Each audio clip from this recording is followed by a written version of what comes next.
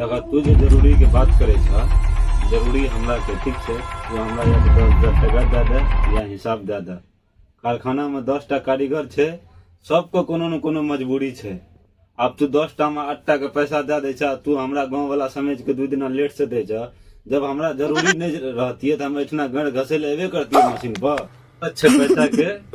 या तो तू हमरा हिसाब कर दे या जितना पैसा बोले छे 10,000 टका हमरा दे दे। न तो कारखाना में अगर तोरा लिए कारीगर बहुत छे तो हमरा जैसे कारखानो बहुत दे।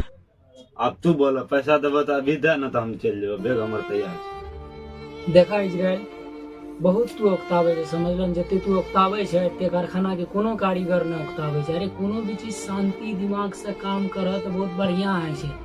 पैसा छे तो और पैसा जे छे देबे, अभी पैसा मार्केट से बहुत कम आवे छे। तो चलो कोनो बात नहीं छे, तोरा जे छे तो 2,000 दे छिए, देखे छिए और कुछ शाम तक में तोरा जे छे हम कर देबे। कि तू हमरा की दे छे 2,000 दा के? तू हमरा भिखारी समझ ले अरे कहाँ 20,000 निकले थे, कहाँ तू 2,000 दे छे यार, एना थोड़ी है छे यार। इजराइल सांझ के और 8,000 दे देबो, गांव वाला भे के ना तू कर रहले है ना। हमरा जे छे 12 बजे से पहले पहले पैसा चाहिए, समझ ला।